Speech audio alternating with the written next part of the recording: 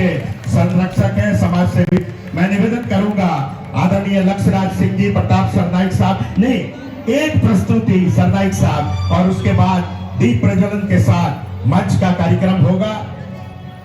राजू यशवंत भोईर जी, महाराणा प्रताप भवन का सबसे अधिक श्रेय किसी को जाता है, आमदार प्रताप सरनाइक, वरिष्ठ नगर सेवक भाईंदर विधानसभा के।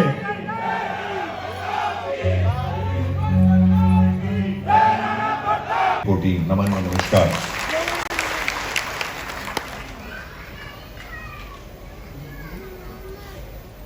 अब एक चीज तो ध्यान रख, जो मैं अड़ी तरफ में बोलूंगा वा तो जिम्मेदारी आपकी ज्यादा है।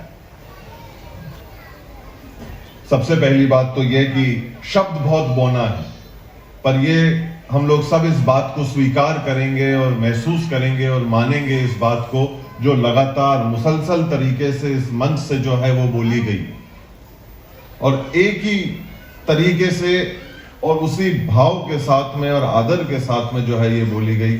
उससे अच्छी और उससे खूबसूरत बात आज की शुरुआत के लिए, आज की सोच के लिए, आज की भावना के लिए हो नहीं सकती थी। और उसी क्रम में आप लोगों के यहाँ से होने की वजह से, अपने गांव से आने की वजह से, मैं समस्त जो यहाँ पर लोग उपस्थित हैं, एक परिवार की तरह जो उपस्थित है, हालांकि दोनों तरफ मेरे परिवार हैं, पर आज मेरे को इस परिवार का जो है दायित्व पूरा करना है।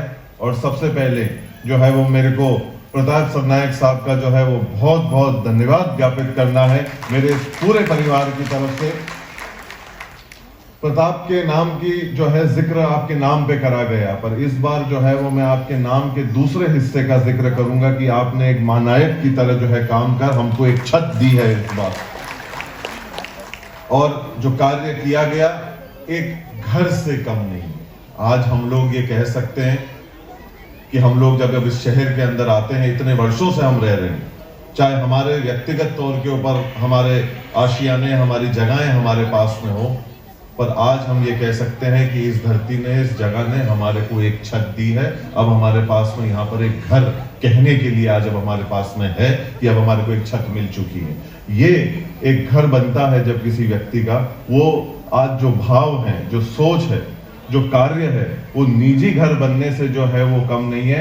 आज हम लोग इस जगह को एक मिनी राजस्थान के नाम से जानते हैं, और वो नाम और वो काम और वो कर्म और किसी के नाम से नहीं, वीर शिरोमणि महाराणा प्रताप के नाम से किया जा रहा है। ये हम सब लोगों के लिए जो है बड़ी खुशी की जो है ये बात है। अब अगर मैं ये बात आपकी तरफ से कहूं, और ये हम लोगों को स्वीकार करनी चाहिए और मानना चाहिए, और इसका हमारे को कदर करनी चाहिए, यहां से हमारी जिम्मेदारी शुरू होती है। सब लोगों ने कहा कि 14 साल से जो है वो कार्य कर रहे हैं, काम हो रहा है, पर मैं ये कह सकता हूं कि इन व्यक्ति विशेष से जो मेरा संबंध रहा है वो 2 दशक से ज्यादा रहा है। ना इनकी उम्र उतनी है ना मेरी, पर आप मानो या मत मानो 2 दशक से ज्यादा हम लोग जो हैं वो साथ में रहे हैं। और ये एक रिश्ता जो है आज राजस्थान के प्रति, देखो एक बात का ध्यान रखो, अपन राजस्थान के लोग हैं, अकड़ जो है वो मुर्दा लोगों के अंदर होती है, जिंदा लोगों के अंदर विनम्रता होनी चाहिए। मुझे ये बताइए कि आज हम लोग जो है वो जिंदा लोगों के सामने हैं। मैं ये बात को बड़े जिम्मेदारी के साथ में कहना चाहता हूं कि ये एक तरीका तौर जो है आज जो दिखलाया जा रहा है, जो बताया जा रहा है कि एक वीर भूमि दूसरे वीर भूमि का कैसे सम्मान करती है, उसका उदाहरण आज अपन इस सभागार के अंदर बनते हुए देखते हैं।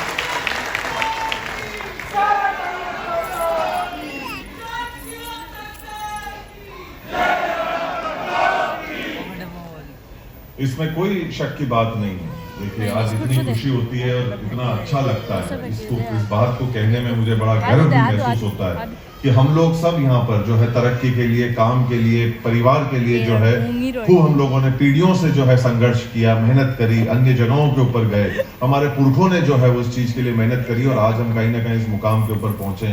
पर जब मैं इस परिवार को यहाँ पर बैठा हुआ देखता हूँ, जब यहाँ पर मैं इनको उपस्थित देखता हूँ, तो इस बात को कहते हुए और महसूस करते हुए ये अतिशोक्ति नहीं होगी इस बात को कहना कि आप लोगों को राजस्थान से तो बाहर निकाल दिया गया है, पर आपके भीतर से जो है अभी तक राजस्थान बाहर नहीं निकला। और जो गुण और जो कार्य आप लोग कर रहे हैं इस जगह के अंदर रहकर इस वीर भूमि के ऊपर, महाराष्ट्र के ऊपर भी, शिवाजी महाराज की धरती के ऊपर आज आप आकर जो काम कर रहे हैं और जिस तरीके से आप कर रहे हैं, ये अपने संस्कृति, अपने गुणों का एक बहुत ही खूबसूरत उदाहरण है। और पीढ़ियों का और इतने अरसों का जो है आज की तारीख में हम हमारी संस्कृति को यहाँ पर बिखेरते हैं, इससे ज्यादा अच्छा समन्वय, संगम दो धरतियों के बीच में। और आज की तारीख में इस बात को मैं एक कदम और आगे ले जाऊंगा। सबसे पहली बात जो हमारे को ध्यान रखने की जिस चीज को आवश्यकता है कि इंसान जो है वो इस दुनिया की पहली इकाई है। इंसान से घर बनता है, घर से गली बनती है, गली से मोहल्ला बनता है, मोहल्ले से शहर बनता है, शहर से प्रदेश बनता है, प्रदेश से देश बनता है और देश से दुनिया बनती है। यहां मैं एक दुनिया बनता हुआ देख रहा हूं।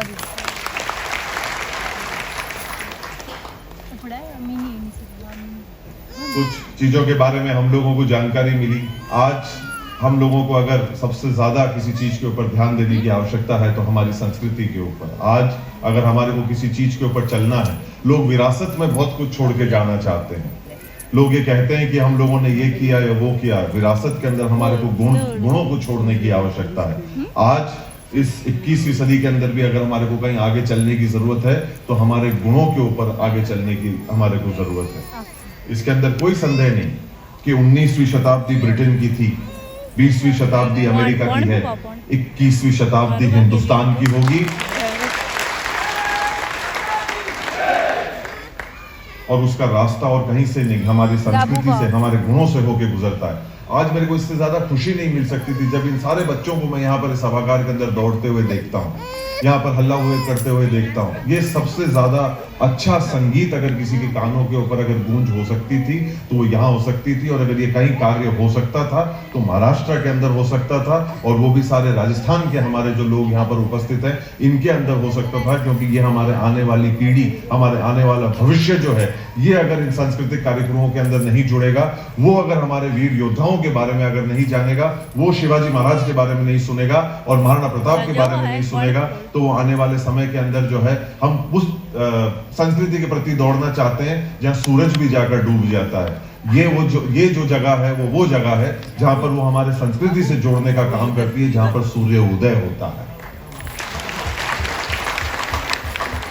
आज हम पश्चिम की तरफ दौड़ना चाहते हैं, पर आज जब मैं यहाँ पर आता हूँ और मैं इन सारे नन्हे बच्चों को देखता हूँ कि वो हमारे मातृशक्ति भी जो इस तादाद के अंदर यहाँ पर उपस्थित है और वो लोगों को साथ में लेकर आए, तो मैं ये मानता हूँ कि हमारी संस्कृति आज एक बहुत ही अच्छे हाथों के अंदर है और अच्छी चीजों के लिए इतने घंटों से आप लोग यहाँ पर बैठे हैं। आज की तारीख में लोग कहते हैं कि हम लोग अन्य दूसरे कलाओं को जाकर देखते हैं, सीखते हैं, सुनते हैं, समझते हैं। सीखना सुनना चाहिए, समझना चाहिए, उसमें कोई संदेह की बात नहीं है। पर 3 घंटों से ज्यादा आप लोग यहाँ पर उपस्थित हैं और जो जानकारी मेरे को यहाँ से मिली कि इसके पहले एक सांस्कृतिक कार्यक्रम चल रहा था और इसके बाद में भी एक सांस्कृतिक कार्यक्रम चलेगा। 4 घंटे से ज्यादा आप लोग एक सांस्कृतिक कार्यक्रम के अंदर यहाँ पर उपस्थित हैं और आप बैठे हैं। ये ताकत है इस मिट्टी की, ये ताकत है इस संस्कृति की। 2 पंक्तियां मेरे दिल दिमाग में, मेरे जहन में जरूर आती हैं जो मेरे को कहती हैं और शायद कहीं ना कहीं चीजों को आपके साथ में बांटने की आवश्यकता है। एक हद तक ये चीज हो भी रही है और एक हद तक हमारे को इसको सुधारने की आवश्यकता है कि सादगी थी, बंदगी थी, सरलता थी। जब फेसबुक और व्हाट्सएप न थे तब जिंदगी थी। आज बजानी है तो आप खुल के बजाओ। मेरे को भी ये आनंद रहे कि आज हम लोग जो है वो पुरानी जिंदगी को जो है हम कहीं ना कहीं वापस जी रहे हैं। हम लोग हमारे बड़े बुजुर्गों के साथ, हमारे परिवार के साथ में जो है वो साथ में आकर एक जगह के ऊपर जो है वो हम बैठे हैं और इस संस्कृति का, इसका जो है हम लोग आनंद ले रहे हैं और सब लोग एक साथ में एक छत के नीचे बैठकर एक ही चीज को देख रहे हैं, जिसके अंदर हमारे को कहीं भी किसी भी प्रकार की कोई शर्म करने की जो है वो आवश्यकता नहीं है। आज अन्य चीजों के ऊपर कार्य हो रहा है, अन्य चीजों के ऊपर जो है वो काम हो रहा है और सारी चीजों को जो है हम लोग आगे इन चीजों को बढ़ा रहे हैं। आज अगर हमारे को आवश्यकता है, देखिए एक जमाना, एक दौर वो था जब घड़ियां शायद आज हमारे पास सब लोगों के पास में है, पर एक दौर वो भी था जब घड़ियां किसी के पास नहीं थी पर वक्त सबके पास था। आज घड़ियां सबके पास हैं और आज वक्त की कमी हमारे को महसूस होती है। वो वक्त निकालना हम लोगों को आवश्यक है। अगर इस संस्कृति को, इस पीढ़ी को अगर हम लोगों को आगे बढ़ाना है तो उसके लिए हमारे को वक्त निकालना बहुत जरूरी है। वक्त आता है और वक्त जाता है, वक्त आता है और वक्त जाता है, वक्त को संभाल कर रखिए, वक्त बेवक्त काम आता है। आज वो ऐसा ही समय है जहाँ हम इस परंपरा के लिए, संस्कृति के लिए जो है कहीं ना कहीं एकत्रित हुए हैं। एक किस्सा जरूर मेरे दिल दिमाग में आता है, उस बात को कहकर मैं अपनी बात को मैं विराम देना चाहता हूं और मैं उम्मीद करता हूं कि जो आखिरी में मेरी जो सोच है उसके अंदर आप लोग सब मेरा जो है वो साथ देंगे और आप ये समझेंगे भी कि इस बात को मैंने क्यों कहा। उसके पहले पंडित श्री नरेंद्र मिश्र के दो जुमले जरूर, दो पंक्तियां जरूर जो है वो मेरे दिल दिमाग में आती हैं कि आंधी तूफानों में मेवाड़ ने रुकना नहीं सीखा, लाखों नंगी तलवारों के सामने झुकना नहीं सीखा, शीश कटने के बाद भी धड़ यहां लड़ा करते हैं और मेवाड़ ने कभी बिकना नहीं सीखा।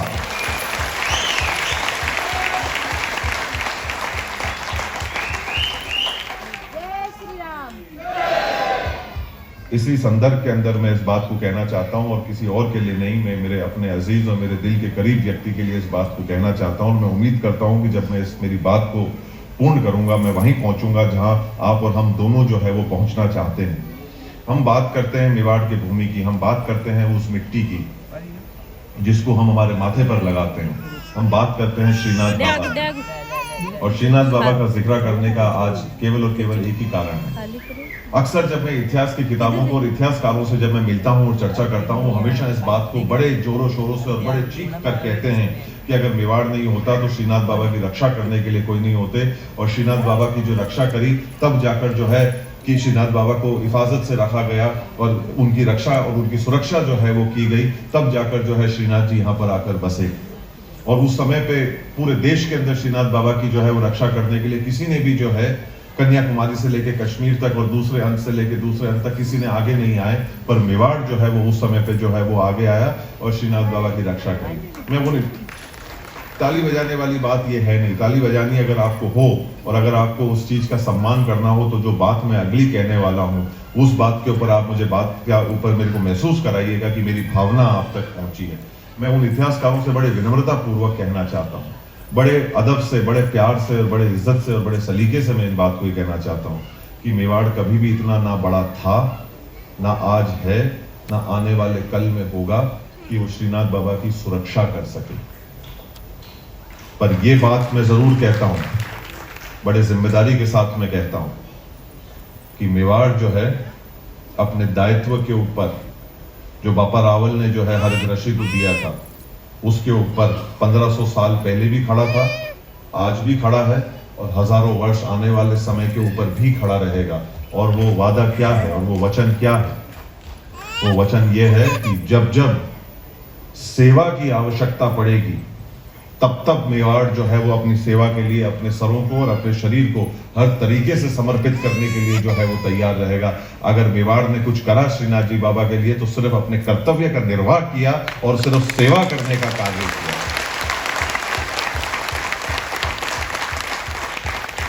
सेवा से बढ़कर और कुछ भी नहीं किया। आज यहां पर मैं वही सेवा को आगे बढ़ते हुए देखना चाहता हूं। जो मैंने आज ये अंग वस्त्र जो मेरे गले में डाल रखा है ये और कहीं से नहीं, श्रीनाथ बाबा की धरती नाथ द्वारा से ही आया हुआ है। और अंत में इसके बाद में जो है मैं दो पंक्तियां कहता हूं और मैं सिर्फ एक ही चीज कहना चाहता हूं कि जो सौभाग्य हमारे को सेवा करने का श्रीनाथ बाबा का मिला, ये अंग वस्त्र जो है वो मेरे बड़े भाई के गले में मैं डालना चाहता हूं और उनका धन्यवाद ज्ञापित करना चाहता हूं आप सब लोगों की तरफ से कि जो आपने आज यहाँ पर जो सेवा करी है और जो आप कार्य कर रहे हैं। शिक्षा सब लोग लेते हैं और लोग फिर कमाई के रास्ते पे निकल जाते। अच्छी बात है, कमाई कोई बुराई चीज नहीं है, कमाई करनी चाहिए, आवश्यकता है, जरूरी है, 21वीं सदी की एक जरूरत है। पर उसके साथ साथ कहीं ना कहीं हम सेवा करना भूल जाते हैं। आज जो हमारे भाई ने हमारी सेवा करी है उसके लिए मैं जो है वो पुनः धन्यवाद ज्ञापित करता हूँ। और सिर्फ जो है मैं ये कहना चाहता हूँ कि अगर ये अंग वस्त्र अगर मैं आपको उड़ा सकता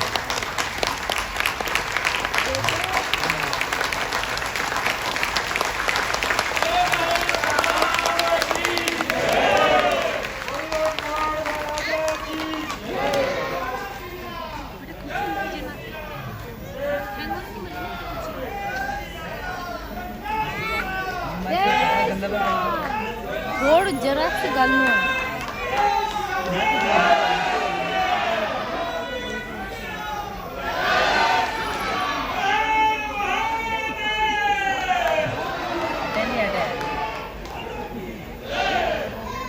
मेरे को लगता नहीं कि अब मेरे पास कोई शब्द रहे हैं कहने के लिए। मेरे भाव जो हैं शायद आप तक पहुंच चुके हैं और इस सभाकार को मैं इस भाव से ही भरकर जो है वो छोड़कर जाना चाहता हूं। अंत में सिर्फ 2 पंक्तियां हैं श्री शैलेश लोढ़ा की जो मैं कहकर अपनी बात को विराम देता हूं और मैं उम्मीद करता हूं कि जो ये कार्य होने के लिए जा रहा है इसके अंदर हम लोग सब जिम्मेदारी के साथ में बढ़ चढ़कर जो है वो हिस्सा लेंगे। और जब जब आपको मेवाड़ की जरूरत पड़ेगी, जब जब मेवाड़ आपके बीच में एक आवाज के ऊपर उपस्थित रहेगा, जब आपके पास में एक ऐसा व्यक्ति विशेष और ऐसा भाई हो, तो हमारे पास में आने के अलावा जो है और कोई दूसरा चारा बचता नहीं है। तो हम भी आपको बीच बीच में आते रहेंगे, आपको सताते रहेंगे, आपको तंग करते रहेंगे और आप लोग इसी प्रकार से मेरे को झेलते रहेंगे तो मुझे बहुत अच्छा लगेगा। इस बात से एक बात तो तय हो गई कि आप लोग मुझे झेल ही रहे हो। मतलब मैं अंत में 2 पंक्तियों को कहकर अपनी बात को मैं विराम देता हूं। उस मेरे को महसूस कराइएगा और व्यक्ति विशेष के लिए करतल ध्वनि से जो है इस बात का भाव का जो है आवाज जरूर कराइएगा कि टूटने और बिखरने का चलन मांग लिया, हालात से शीशे का बदन मांग लिया, हम भी खड़े थे तकदीर के दरवाजे पर, लोग दौलत पर जा गिर पड़े, हमने वतन मांग लिया। बहुत बहुत शुक्रिया। नमस्कार। भारत माता की। बहुत सटीक, बहुत प्रभावी और आपने अपने उद्बोधन से जीवन दर्शन का सभी को साक्षात्कार करवा दिया। बहुत अद्भुत। 2 अक्षर का लक, 2.5 अक्षर का भाग्य, 3 अक्षर का नसीब और 3.5 अक्षर का किस्मत होता है। मगर ये सब तब परिणाम देते हैं जब 4 अक्षर का मेहनत इनके साथ जुड़ जाए। आदरणीय प्रताप सरनाइक जी, राजू भोईर जी और विक्रम प्रताप सिंह जी ने जो पुरुषार्थ किया, जो परिश्रम किया, जो मेहनत किया और महाराणा प्रताप भवन, वीर शिरोमणि महाराणा प्रताप भवन की जो परिकल्पना महाराणा एकता मंच की थी, पूरे 36 कौम राजस्थानी समाज की थी, उसको साकार कर रहे हैं। इसके लिए पूरा राजस्थानी समाज आपका कृतज्ञ है, आपका आभारी है। प्रताप सरनाइक, राजू यशवंत भोईर और विक्रम प्रताप सिंह जी। इसी के साथ मंच का कार्यक्रम मैं सारे अतिथियों से निवेदन करूंगा, दर्शक दीर्घा में आगे बैठे, भोजन में समय। शिवा भाई, अभी सांस्कृतिक कार्यक्रम होगा। सभी बस्ती ताराचंद जी छाजेड़ आपका स्वागत करेंगे। दिलीप पटेल जी माउंट आबू, पारस देवड़ा जी मंच पर पधारे हैं।